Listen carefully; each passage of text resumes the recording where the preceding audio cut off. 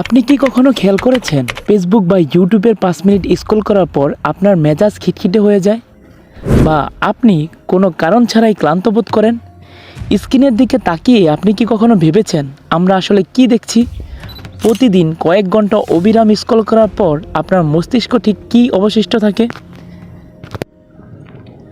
বাংলাদেশে এখন 13 কোটির বেশি মানুষ ইন্টারনেটে, কিন্তু ট্র্যাজেডি হলো এই বিশাল জনসংখ্যার একটি বড় অংশ আজ অবধি এক ডিজিটাল ড্রাগের জালে, যার নাম ব্রেইন রট। যেখানে মেধা ব্যবহারের প্রয়োজন নেই, যেখানে যুক্তির স্থান নেই, আছে শুধু সস্তা সুরসুরি আর সাময়িক বিনোদন। বিশাল জনগোষ্ঠীর একটা বড় অংশ এখন এক ভয়াবহ নেশায় আক্রান্ত। বিনোদনের নামে আপনাকে এমন কিছু খাওয়ানো হচ্ছে যা আপনার চিন্তা করার ক্ষমতাকে চিরতরে পঙ্গু করে দিচ্ছে। আজ আমরা বাস্তব ঘটনা ব্যবচ্ছেদ করে দেখাবো কিভাবে আমাদের রুচিবোধ পরিকল্পিতভাবে ধ্বংস করা হচ্ছে। আমাদের অজান্তেই কি আমরা একটি মেধাশূন্য জাতিতে পরিণত হচ্ছি? আজ আমরা উন্মোচন করব সেই কালো অধ্যায়, যেখানে আপনার মূল্যবান সময় আর মেধা বিক্রি করে কিছু মানুষ গড়ে তুলেছে কোটি টাকার সাম্রাজ্য। স্বাগত আপনাকে আয়নালোকের আজকের বিশেষ অনুসন্ধানে। কেন আমরা ক্রিঞ্জ বা সস্তা কন্টেন্ট এড়াতে পারি না? এর উত্তর লুকিয়ে আছে আমাদের মস্তিষ্কের নিউরোসায়েন্সে। আমাদের মস্তিষ্কের সিইও হলো প্রিফ্রন্টাল কর্টেক্স, পিএফসি যাকে বলা হয়। এর কাজ হলো যুক্তি দেওয়া এবং গভীর চিন্তা করা।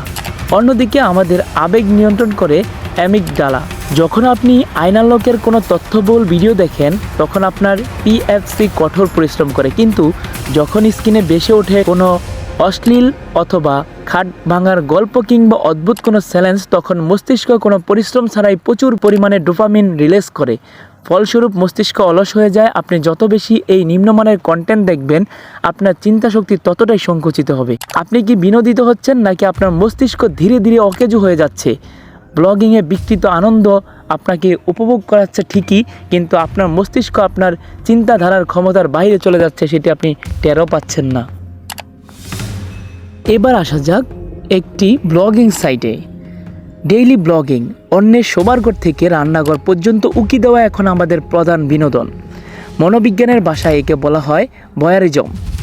লক্ষ্য করেছেন কি কেন একজন ব্লগারের ডিভোর্স বা পারিবারিক কলহের ভিডিও মিলিয়ন মিলিয়ন ভিউ পায়? কারণ মানুষ অন্যের ব্যক্তিগত জীবনের ট্র্যাজেডি দেখে এক ধরনের বিকৃত আনন্দ পায়।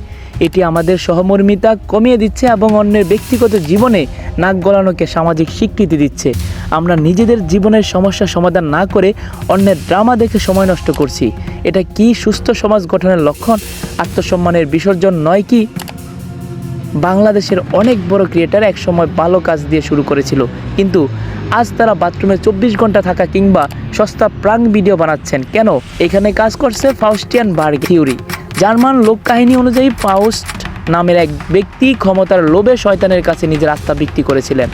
আমাদের বর্তমান ক্রিয়েটররা ভিউ আর টাকার লোভে তাদের ডিগনিটি বা আত্মসম্মান বিক্রি করে দিচ্ছেন। সস্তা ভিউ পাওয়া সহজ, কিন্তু একটি রুচিশীল সমাজ গঠন করা কঠিন। তারা কি স্রেফ অর্থের লোভে পরবর্তী প্রজন্মের মেরুদণ্ড ভেঙে দিচ্ছে না? এটা আপনার কাছে প্রশ্ন রয়ে গেল। অবশ্যই কমেন্ট বক্সে জানিয়ে যাবেন। ক্রিয়েটররা যখন শুরু করেন তখন তাদের ভেতরে এক ধরনের শৈল্পিক তাড়না থাকে, কিন্তু সোশ্যাল মিডিয়ার অ্যালগরিদম যখন সস্তা বা সেন্সেশনাল কন্টেন্টকে প্রমোট করা শুরু করে, তখন ক্রিয়েটররা একটি ফাঁদে পড়ে যান। তারা দেখেন যে একটি গবেষণাধর্মী বা রুচিশীল ভিডিওর চেয়ে বাথরুমে 24 ঘন্টা থাকার ভিডিও 10 গুণ বেশি ভিউ পাচ্ছে। এখন থেকে শুরু হয় আত্মসম্মানের বিসর্জন। তারা শিল্পী থেকে কেবল ভিউ পাওয়ার মেশিনে পরিণত হয়। একজন ইনফ্লুয়েন্সার বা ক্রিয়েটর মানেই হচ্ছে তিনি সমাজকে প্রভাবিত করেছেন। যখন বড় কোনো ক্রিয়েটর সস্তা প্রাঙ্ক বা নোংরা কন্টেন্ট বানান, তখন তিনি অজান্তে একটি বার্তাইন দিচ্ছেন, সাফল্যের জন্য ডিগনিটি জরুরি নয়, ভিউই শেষ কথা। এটি পরবর্তী প্রজন্মের কিশোর কিশোরীদের মনে গেঁথে যাচ্ছে। তারা ভাবছে পড়াশোনা বা দক্ষতা অর্জনের চেয়ে ক্যামেরার সামনে অদ্ভুত আচরণ করে ভাইরাল হওয়াই জীবনের সার্থকতা। ফাউস্ট যেমন তাৎক্ষণিক ক্ষমতার জন্য আত্মা বিক্রি করেছিলেন, বর্তমান ক্রিয়েটররা তেমনটিই করছেন। প্রচুর ভিউ, স্পন্সরশিপ এবং টাকা। 10 বছর পর এই ভিডিওগুলো যখন তাদের সন্তানরা দেখবে বা সমাজ তাদের মূল্যায়ন করবে, তখন তারা কেবল একজন ডিজিটাল ভার হিসেবেই পরিচিত থাকবেন।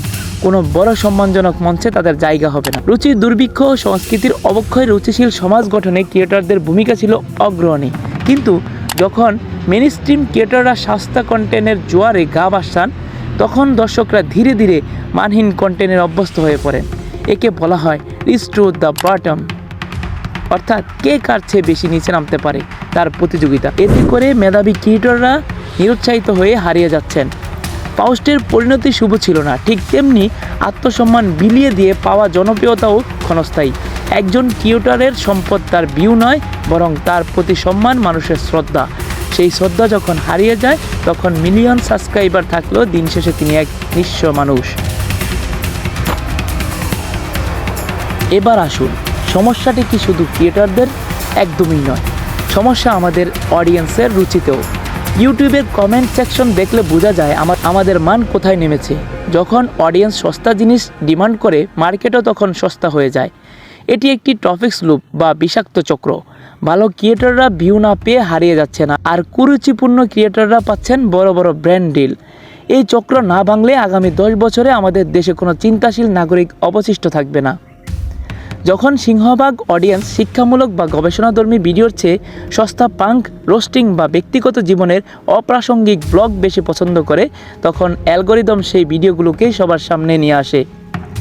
একজন মেধাবী ক্রিয়েটর যখন দেখেন তার মাসের পর মাস খাটুনি করে বানানো ডকুমেন্টারি মাত্র 10,000 ভিউ, আর পাশের জন বাথরুমে বসে ভিডিও করে 10 মিলিয়ন ভিউ পাচ্ছেন, তখন তিনি মানসিকভাবে ভেঙে পড়েন। এই ব্যবস্থাপনায় মেধাবীদের নিরুৎসাহিত করে এবং নির্বাসিত করে দেয়। রুচির আয়নায় ইউটিউব বা ফেসবুকের কমেন্ট সেকশন এখন অনেক ক্ষেত্রে সাইবার বুলিং এবং সস্তা চটুল কথায় আড্ডাখানা। অনেক সময় দেখা যায় অডিয়েন্স কোনো ভিডিও সমালোচনা করছে ঠিকই, কিন্তু সমালোচনা করার জন্য হলেও ভিডিওটি বারবার দেখছে। এই হার্ড ওয়াশিং বা ঘৃণা থেকে ভিডিও দেখা আদতে ক্রিয়েটরকে ভিউ এবং টাকাই দিচ্ছে। অডিয়েন্স বুঝতে পারছে না যে তারা গালি দিয়ে কমেন্ট করলেও ক্রিয়েটরদের রিচ বাড়ছে। এভাবেই একটি টক্সিক লুপ তৈরি হয়। পণ্য প্রস্তুতকারী প্রতিষ্ঠান বা ব্র্যান্ডগুলো এখন আর গুণমান দেখে না, তারা দেখে আইবল বা কতজন মানুষ ভিডিওটি দেখছে।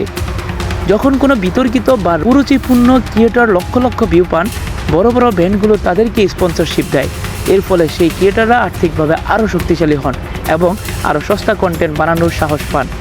অন্যদিকে রুচিশীল ক্রিয়েটররা স্পন্সরের অভাবে তাদের প্রোডাকশন কোয়ালিটি ধরে রাখতে পারেন না এবং একসময় হারিয়ে যান। এই চক্রের সবচেয়ে ভয়াবহ দিক হলো এর দীর্ঘমেয়াদী প্রভাব। যখন সমাজ কেবল সস্তা বিনোদনের অভ্যস্ত হয়ে যায়, তখন গভীর কোনো বিষয় নিয়ে ভাবনার ক্ষমতা মানুষ হারিয়ে ফেলে। আগামী প্রজন্মের কিশোর কিশোরী যখন দেখবে যে কোনো স্কিল বা জ্ঞান ছাড়াই কেবল ভাইরাল হয়ে সফল হওয়া যায়, তখন তারা পড়াশোনা বা সৃজনশীল কাজে আগ্রহ হারিয়ে ফেলবে। এটি একটি জাতির মেরুদণ্ড ভেঙে দেওয়ার জন্য যথেষ্ট। এই টক্সিক ইকোসিস্টেম ভাঙতে হলে দায়বদ্ধতা কেবল ক্রিয়েটরদের নয়, অডিয়েন্সেরও। অডিয়েন্সকে শিখতে হবে সিলেক্টিভিটি বা বাছাই করার ক্ষমতা। যতক্ষণ পর্যন্ত আমরা সস্তা কন্টেন্ট ইগনোর করতে না শিখব, ততক্ষণ পর্যন্ত এই বিষাক্ত লুপ চলতেই থাকবে। কিন্তু এই বিষাক্ত চক্র কি কখনো ভাঙবে না? উত্তরটা আপনার হাতে। ইউটিউবের অ্যালগরিদম কোনো রক্ত মাংসের মানুষ নয়, এটি স্রেফ একটি মেশিন। আপনি যা দেখবেন সে আপনাকে তাই দেখাবে, আপনি যা এড়িয়ে চলবেন সে তা হারিয়ে দেবে। আপনার একটি লাইক যেমন একজন মেধাবী ক্রিয়েটরকে উৎসাহিত করতে পারে, তেমনি আপনার একটি ক্লিক একজন রুচিপূর্ণ ক্রিয়েটরকে লাখ লাখ টাকা কামিয়ে দিতে পারে। তাই প্রশ্নটা আজ নিজেকে করুন, আপনি কি সস্তা বিনোদনের স্রোতে গা ভাসিয়ে দেবেন নাকি নিজের রুচি আর বুদ্ধিকে সম্মান জানাবেন? মনে রাখবেন, আপনি যা দেখছেন আপনি আসলে ঠিক তেমনই একটি সমাজ গড়ার জন্য ভোট দিচ্ছেন। আপনার সন্তান আগামীর ইন্টারনেটে কি দেখবে তা আজ আপনার চয়েসের উপর নির্ভর করছে।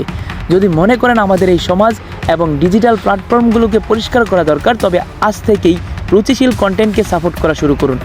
ভালো কাজ শেয়ার করুন, গঠনমূলক আলোচনা করুন, কারণ প্রতিবাদ না করলে এই টক্সিক লুপ আমাদের সবাইকে গিলে খাবে।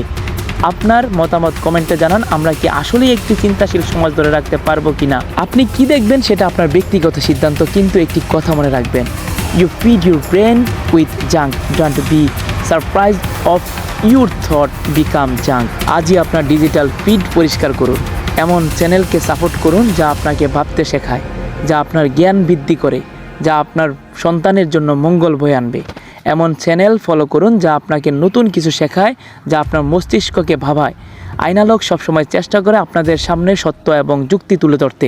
আপনি যদি মনে করেন এই ডিজিটাল মহামারী থেকে আমাদের বাঁচা দরকার, আপনার সন্তানকে এসব নোংরা কাজ থেকে দূরে রাখবেন, যুক্তিশীল মতবাদ দিয়ে গড়ে তুলবেন, তাহলে অবশ্যই আমাদের সাথে থাকুন। ভিডিওটি শেয়ার করুন এবং আপনার মতামত কমেন্টে জানান। সচেতন হন, নিজের মেধা বাঁচান। ভিডিওটি শেয়ার করে এই ডিজিটাল মহামারীর বিরুদ্ধে আওয়াজ তুলুন। দেখা হবে পরবর্তী অনুসন্ধানে। আমি আইন আলোকের পক্ষ থেকে আপনাদের সাথে আছি। ধন্যবাদ।